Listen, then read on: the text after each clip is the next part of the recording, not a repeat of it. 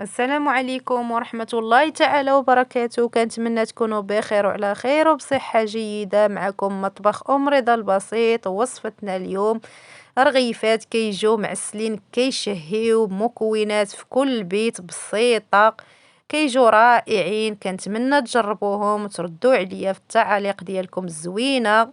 في المكونات عندي نصف كيلو أو 500 غرام ديال الدقيق نوعية جيدة، مع نصف معلقة صغيرة ديال النافع ونصف معلقة ديال الخرقوم بلدي.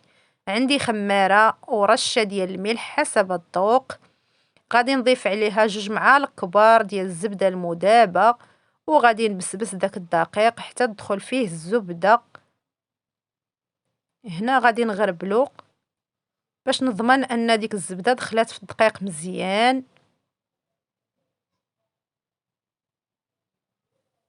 بعد ما غربلتهم غادي نضيف 2 معالق كبار ديال ماء الزهر نوعية جيدة، انا كنخدم بضرب العامري.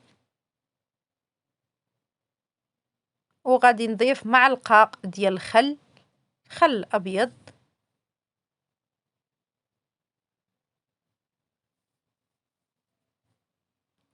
وغادي نجمع بالماء الدافئ، ما يكونش سخون بزاف.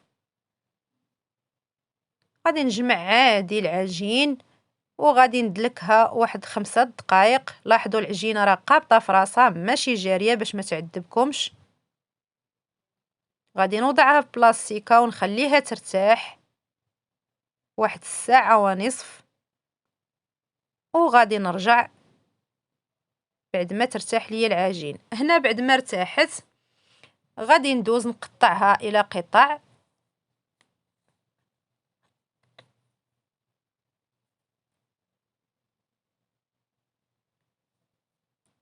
وغادي نحربلهم على شكل بودان.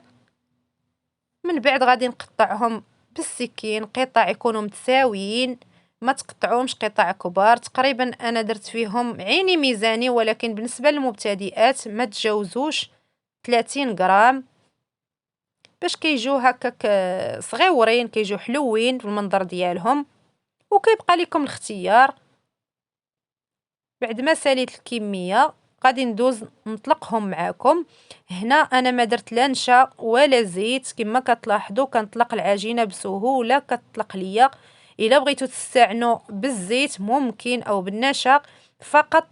مره كنت ندهن الدلاك بشويه ديال الزيت كما الا احتاجيت له. لاحظوا كتعطوهم شويه الخاطر. غادي نستمر على هاد المنوال حتى نسالي الكميه كامله. بعد ما ساليت الكميه كامله غادي ندوز نقليهم مباشره بعد ما سخنات ليا الزيت على عافيه متوسطه باش ما يتخطفوش ليكم. كنضغط عليهم شويه باليد ديالي كما كتلاحظوا. هنا راه كنت بديت كنقلي،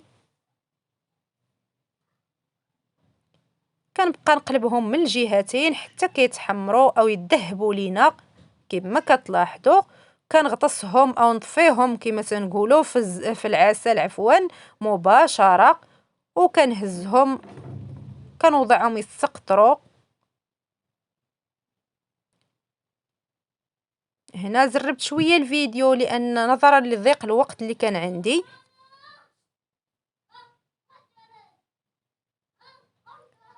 وهنا بعد ما عسلتهم هذا هو الشكل ديالهم، كيجيو رائعين لذاذ بزاف.